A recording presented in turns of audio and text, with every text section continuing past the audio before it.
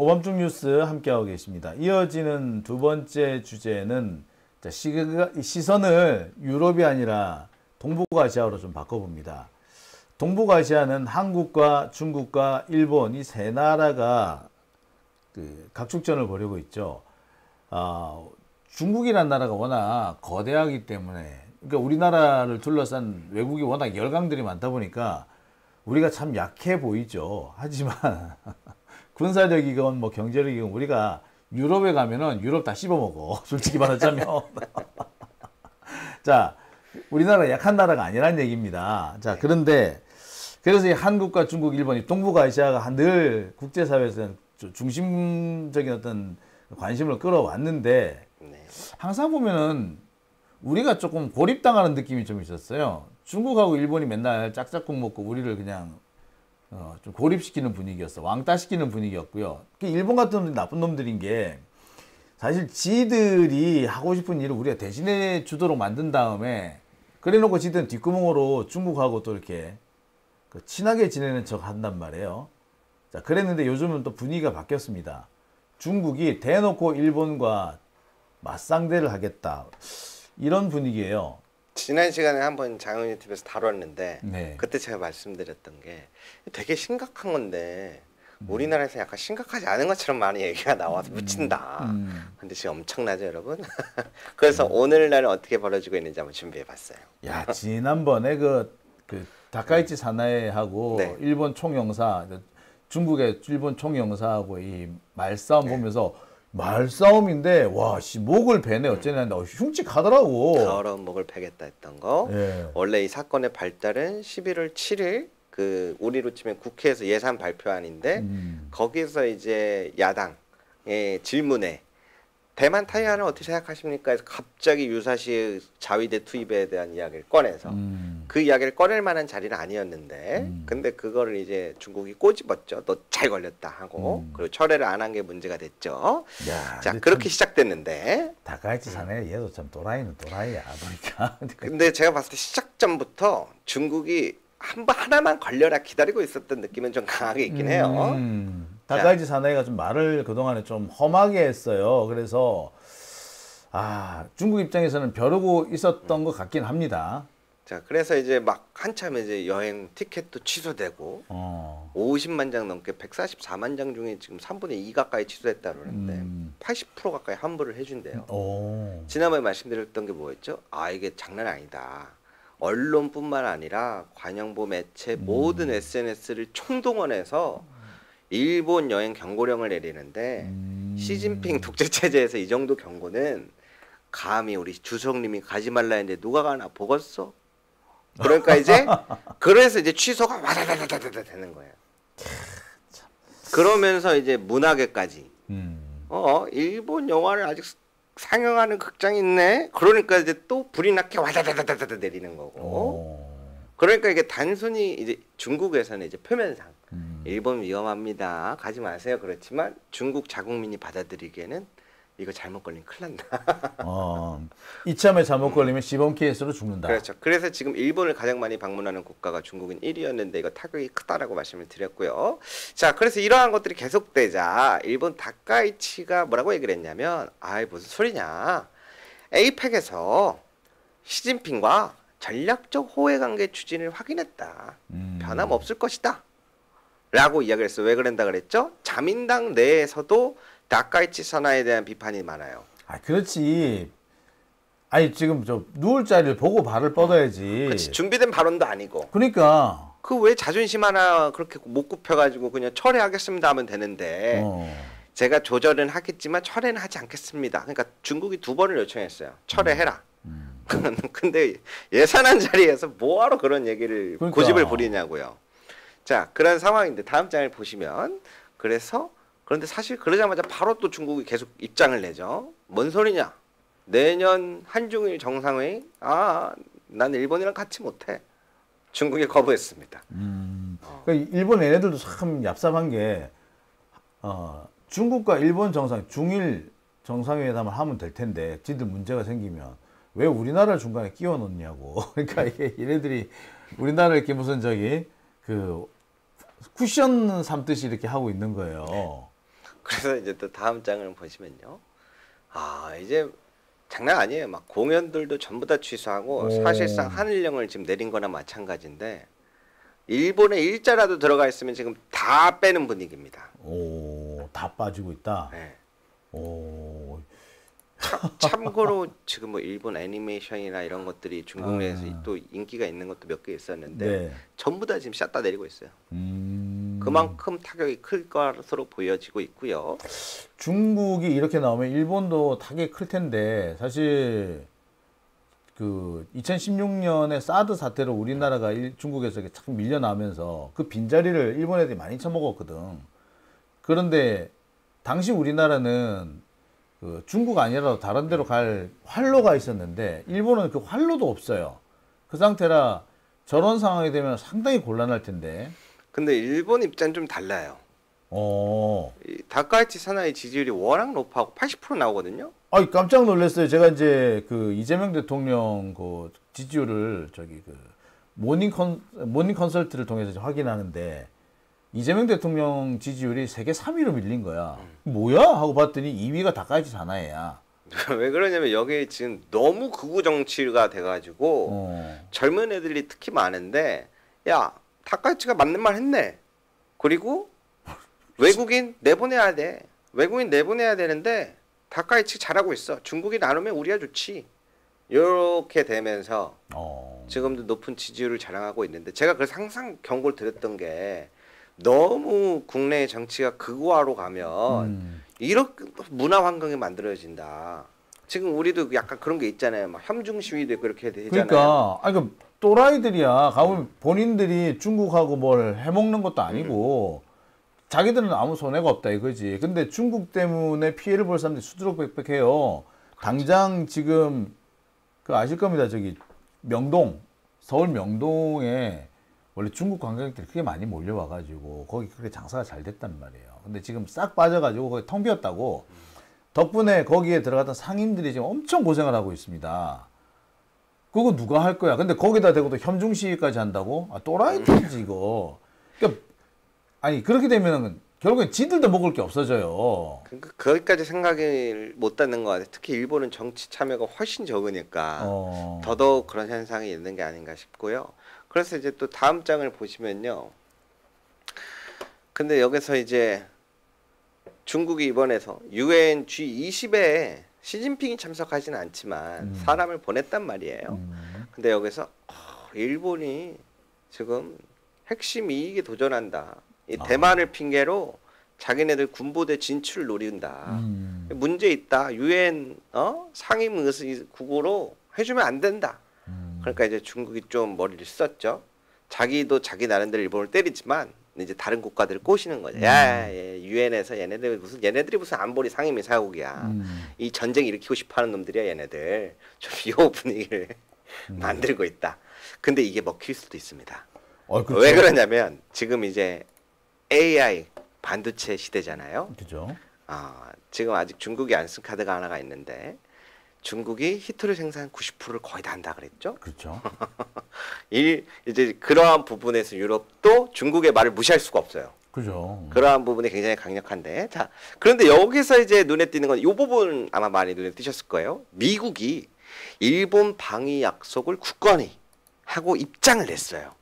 그러니까 지금 중국과 일본 사이에 미국이 일본 편을 들어줬다라고 바라보시는 분들이 많은데요. 제 해석은 좀 다릅니다. 왜 그러냐면은 여기서 뭘 얘기하냐면 센카쿠 열도에 대한 이야기를 해요. 그러니까 정확하게 좀 비유를 하자면 뭐냐.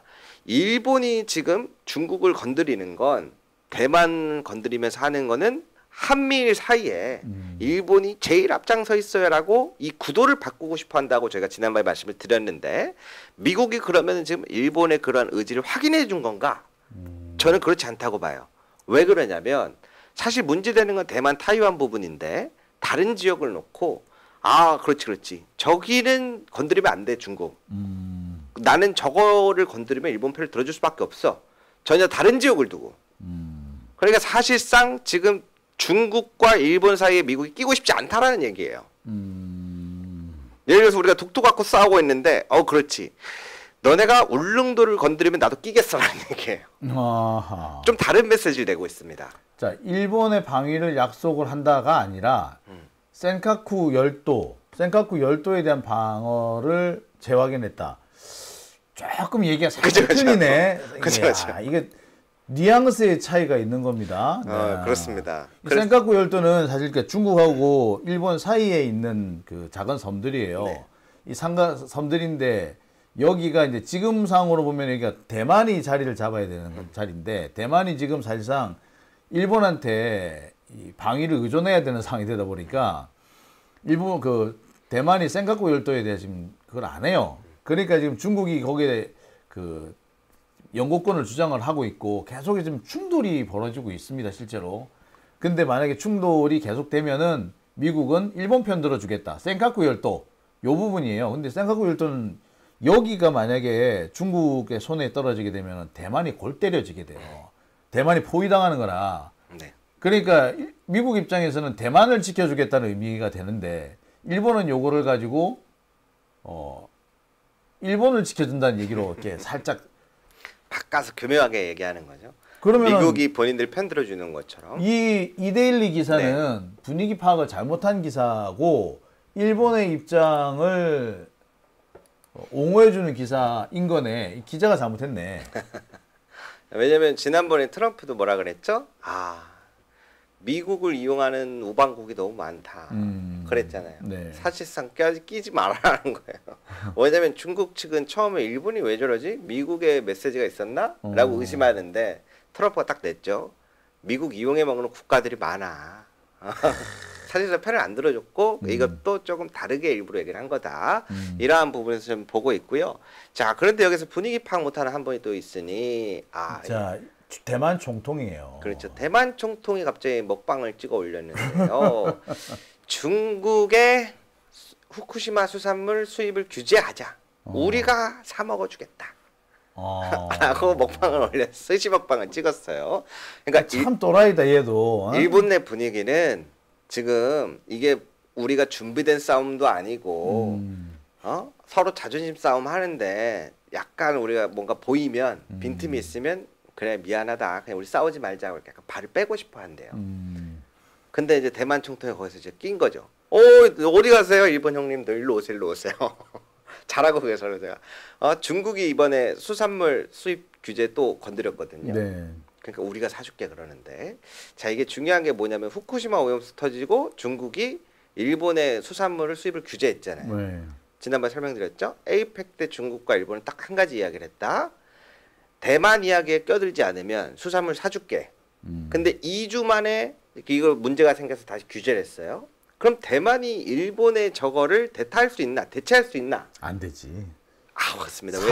시장 규모가 차이가 있는데. 그래서 왜 그러냐면 작년 기준으로 일본의 수출 1위 국가가 누구냐? 중국입니다. 그럼요.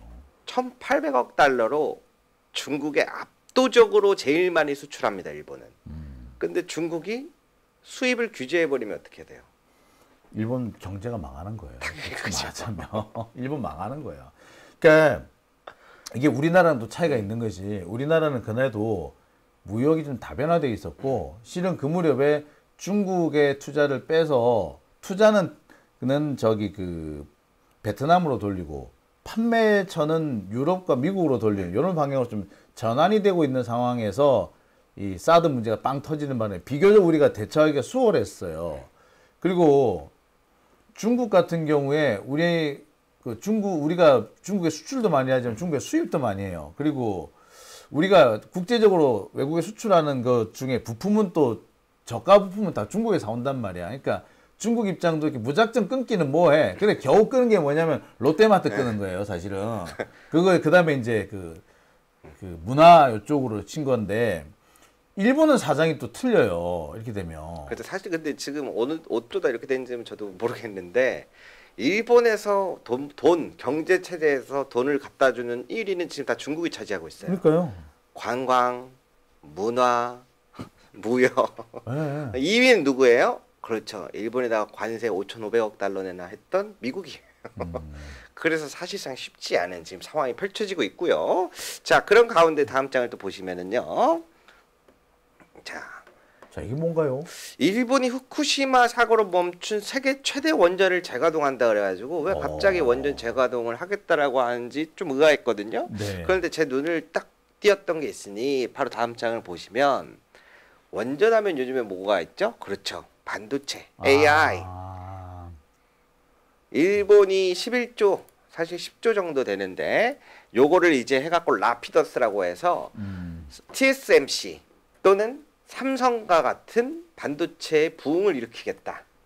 그 지금 그렇더라고요. 저기 그 옛날에 일본에 뭐 소니니 히다치니 뭐 이런 회사들 미쓰비시 이런 회사들이 있었는데 얘네들이 거의 다 지금 망했어. 남아있는 회사가 없어요. 더군다나 반도체 생산할 수 있는 데가 없어요. 근데 그걸 어떻게 하느냐? 국가에서 돈을 대 가지고 대규모 대형 반도체 회사를 만들어 준 겁니다. 이게 말이 라피더스지 실은 일본 정부 국영 반도체 회사예요.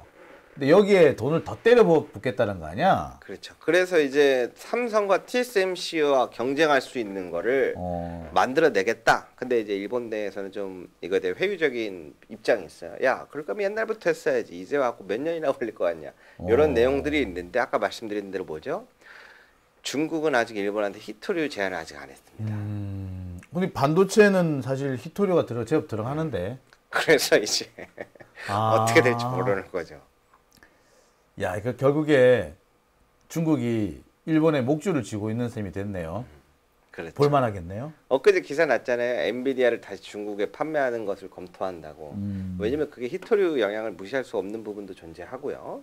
자, 그렇게 해서 이제 마지막 보시면은 그런데 이제 중국은 오히려 한국에다가 무한한 찬사와 러브콜을 보내고 있어. 오히려 독도는 한국 땅이다. 일본 역사를 잊은 민족 자식들아. 그러면서 한국 엊그제도 이제 메시지를 냈는데 한국은 뗄래야 뗄 수 없는 관계. 우리와 앞으로 영원히 함께할 파트너십의 관계다. 이런 메시지들 계속 내더라고요.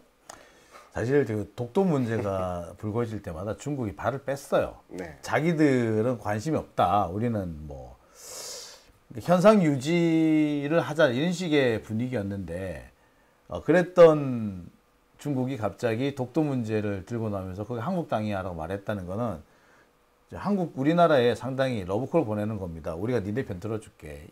니들도 일본하고 별로 안 좋잖아. 라고 얘기를 하는 거고 또 한편으로는 중국 입장에서는 지금 위기감도 있을 것 같아요. 이재명 대통령이 미국 가면서 일본을 들렀다 가잖아요. 일본을 먼저 만나요, 미국보다. 중국 입장에서는 한국이 일본 쪽에 붙나? 라는 의심을 안 할 수가 없고 그러면은 아무래도 좀 불리하겠죠. 제가 지난번에 들었던 이야기 중에 가장 이건 좀 합리적이다라고 생각 들었던 이야기가 경주 에이펙 때 시진핑한테 무슨 이야기를 했길래 한국의 핵 추진함에 대한 이야기가 한국 정부 입장이 설득력 있다라고 시진핑 주석이 얘기했거든요. 깜짝 놀란 게 사실 이재명 대통령이 뭐라고 얘기합니까? 미국에 얘기할 때 중국하고 북한 잠수함 찾으러 다니는데 도저히 디젤 갖고는 안 되겠다. 우리도 핵 잠수함 달라 이렇게 한 거였단 말이야. 그렇죠. 중국 잠수함 잡겠다고 했단 말이야. 근데 시진핑이 가만히 있었어. 근데 그래서 그 중에서 가장 이건 합리적이라고 생각했던 이야기가 시진핑 주석한테 이렇게 이야기를 했다는 거예요. 중국 서해 바다 속에 미군 잠수함이 있는 것보다 한국 잠수함이 있는 게 더 낫지 않겠어요? 그러니까 시진핑이 불안해. 머리를 탁 쳤다는 거 아니에요. 그지. 야 그거 설득력 있어. 그치. 우리 서해안에다가 미국 잠수함은 말도 안 되지. 거려. 오케이, 알겠어요. 대신에 우리가 언론사를 통해서 비핵화 메시지 계속 내는 건 이해해 주세요. 라고 이야기가 됐다는 게 제일 합리적이더라고요. 정확하게 잘 짚었어요. 근데 제가 한 가지 더 덧붙이면 서해는 잠수함 작전 못합니다. 그리고 원전은 더 못 들어가요. 그게 그 서해가 제일 수심이 깊은 데가 한 300m 정도 되는 데도 있고 한데 대부분 보면 평균 수심이 60m 정도예요. 그런데 원자력 잠수함 같은 경우는 폭이 12m짜리거든. 폭이 12m고 여기 보면 이제 브릿지 부분이 있잖아요. 그게 한 9m 정도 돼요. 합쳐서 한 21m, 20m가 되는데 20m가 물에 잠긴다고 생각해보세요. 그러면은 수심이 어느 정도 필요할까? 어느 정도 필요한? 예, 수심은 60m 이상 필요합니다. 안 그러면 보여요. 그러니까 서해 평균 수심이 60m라 그랬죠. 못 가. 바닥을 긁고 가야 돼. 또 그런 것도 있군요. 네, 그래서 뭐냐면 소형 잠수함밖에 쓸 수 없고. 네. 근데 중국의 대형 그 잠수함, 핵추진 잠수함은 주로 또 어딨냐면 북해함대라 그래. 바레만에 또 있어. 얘네들은 그러면 거기서 나와가지고 한참을 그 서해 수로가 있습니다. 서해 수로. 그러니까 수심이 300m짜리도 있다 그랬죠. 그 수로가 있는데 그 수로를 따라서 내려와야 돼요. 그 수로는 다 알잖아, 우리가. 그럼 거기만 길목을 딱 지키고 있으면은 원자력 잠수함 지나가 다 아는 거야. 근데 거기에 미국의 핵잠이 길목을 탁 지키고 있다. 말 그대로 X 되는 거지. 그러니까 그 자리에 한국계 들어갈 거니까 차라리 그게 낫지 않겠어? 라고 얘기를 하는 겁니다. 그래서 저는 지금 여러 가지를 기대하고 있습니다. 네, 볼만하네, 이거. 아, 이거, 야, 이래서 대통령 잘 바꿔야 되는 거야. 윤석열 같으면 이렇게 했겠냐고. 그럼 조금만 더 얘기 풀어볼까요? 이 5분만. 이번에 G20을 지금 마쳤지 않습니까? 남아공에서 처음 열렸는데 미국이 보이콧을 했다라는 기사를 보신 분들이 계실 거예요. 야, 미국이 왜 보이콧을 했나? 두 가지입니다. 첫 번째로는 미국이 참석을 안 했다라는데 미국이 사람을 보내려고 했어요. 자기가 임명한 외교관을 넣고 얘가 도널드 트럼프요, 나 얘 보낸다 라고 할라 했는데 남아공이 처음 개최하잖아요. 근데 트럼프가 직접 오는 것도 아니고 부통령이 오는 것도 아니고 지 쫄다고 보내놓으면서 얘가 트럼프니까 얘가 주재할 거야. 그러면은 자기네들 처음 개최하니까 얼마나 이게 지금 기대하고 있겠어. 근데 쫄다고 하나 보내더니 얘를 왕식놀이 시키려고 그래? 그래서 거절을 해버립니다. 그렇지. 이게 사실 트럼프가 그 예의가 아니야. 트럼프 지가 못 갈 거면 부통령이라도 보내야지. 그래서 그게 한 가지가 있고 두 번째로는 뭐냐면 이번에 자기들끼리 미국을 빼놓고 자기들끼리 어젠다를 만들어 나가는 게 마음에 안 드는 건데 이재명 대통령도 그렇고 다른 국가들이 무슨 얘기를 했어요? WTO의 기능을 회복시켜야 된다. 그럼. 세계 무역기구. 그렇지. 지난번 경주 이펙 때 외신이 가장 많이 주목했던 게 WTO라는 단어가 이제 사라졌다 그랬잖아요. 미국이 주도하에 만들어진 기구인데 트럼프의 미친 관세 협상으로 인해서 사실상 기능을 못하고 있는데 이제는 이런 것들이 회복되면서 우리가 예측 가능한 무역 환경이 만들어져야 된다라고 얘기하니까 다른 국가들이 그렇지 저게 맞는 거지.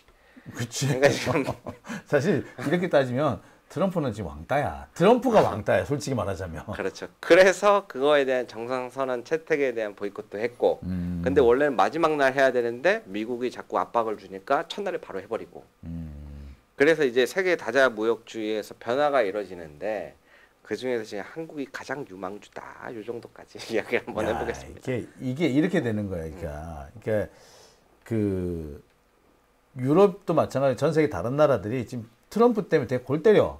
트럼프를 빼고 뭔가를 해야 돼. 그리고 사실 그것 때문에 미국이 지금 왕따 당하는 것도 있어요.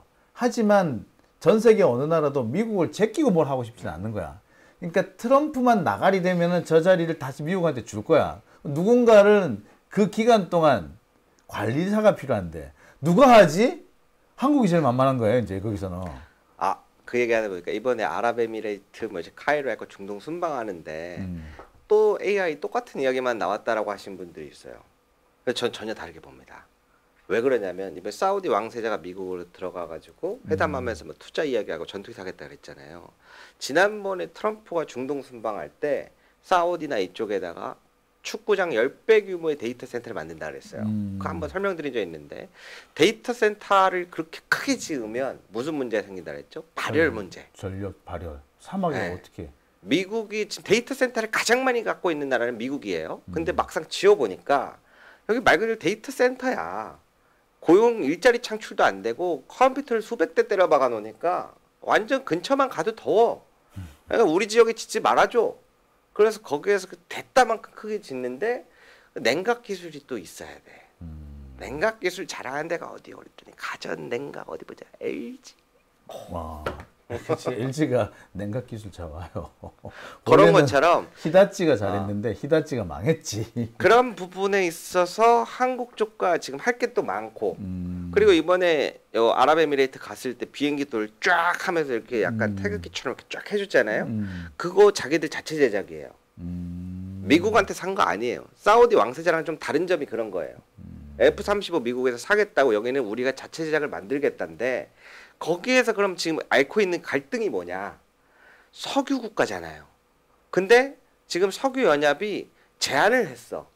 야, 너네 일정 부분만 팔아. 다른 애들도 먹고 살아야지. 그러니까 이제 자기네들이 답답한 거야. 야, 우리 석유만 팔아도 돈을 많이 버는데 제한을 시키니까 안 되겠다. 우리도 AI든 기술이든 여러 가지 방향, 방산이든 좀 업그레이드를 시켜야 되겠다. 앞으로 여러 가지 다양성을 좀 키워야 되겠어. 거기에서 뭐라고 얘기를 해요? 자기 아버지부터 얘기하면서 한국 바카라 원전 얘기하면서 한국과 우리는 좋은 관계다. 왜? 원전이든 방산이든 이러한 부분에서 사실 보안이 민감하잖아요. 그런데 한국과는 수십 년간 우리가 교류해온 게 있지 않냐.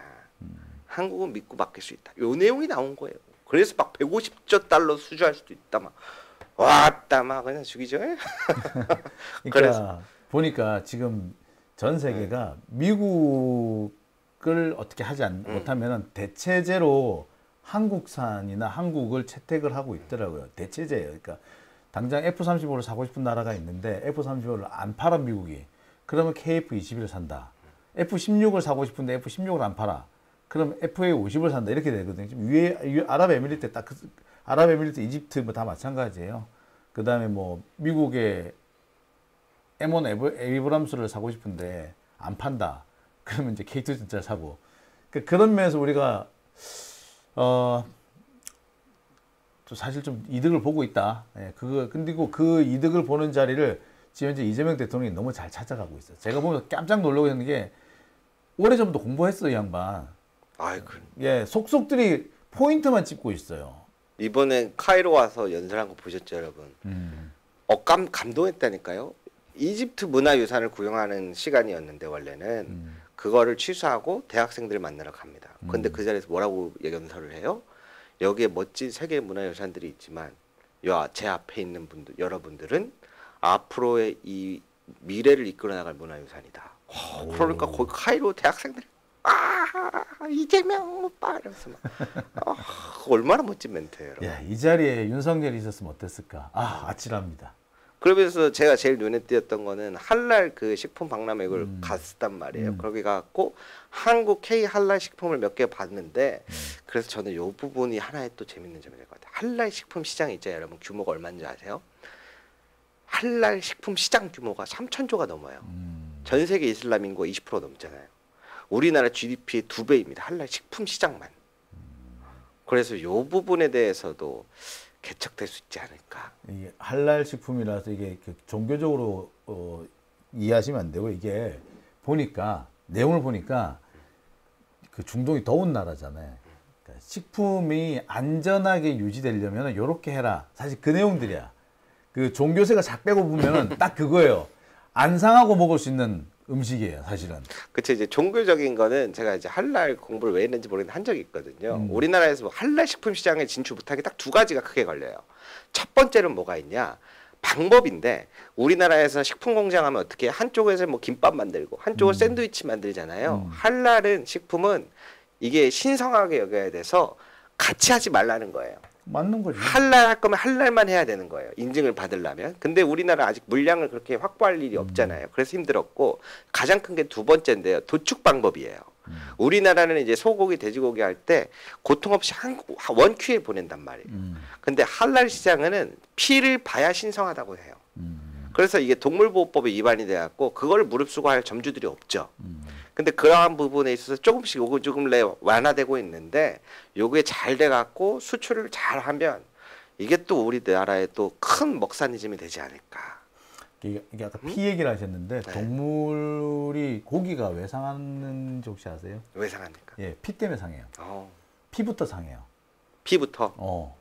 그러니까 피를 쭉 빼야지 고기가 오래 보존이 됩니다. 그러니까 중동같이 더운 나라에서는 피를 일부러 종교적인 이유로 거기 걸어버리는 거야. 설명이 곤란하니까 야 종교적으로 피가 신성한 거야 이래 버리는데 사실은 피를 쭉 빼야지 돼요. 근데 그거는 뭐도 똑같으냐? 사실 할랄 식품하고요. 그 히브리 쪽 있죠. 예, 요거하고 되게 비슷해요. 예, 그게 다 뭐냐면 실은 그 음식을 그 나라에 맞게 안전한 음식을 조리하는 방법이었던 겁니다. 사실은. 예. 그것만 생각하시면 될 것 같아요. 예. 그래서 결론은 우리 대통령을 약간 여러 국가에 계속해서 보내야. 너무 죄송한 이야기인데 너무 잘하시니까 많이 보냈으면 좋겠습니다. 네. 자, 그래서 전 세계가 대한민국을 찾는 날 그날까지. 자, 오늘 이렇게 해서 한번 정리를 해봤습니다. 네. 네. 자, 오늘은 정말 재밌는 얘기를 해주셨어요. 어떻게 얘기하다 보니까 또 저 국뽕이 차오르는 그런 시간도 가졌네요. 자, 오늘은 여기까지 하겠습니다. 다음 주 뵐게요. 고생하셨습니다. 감사합니다.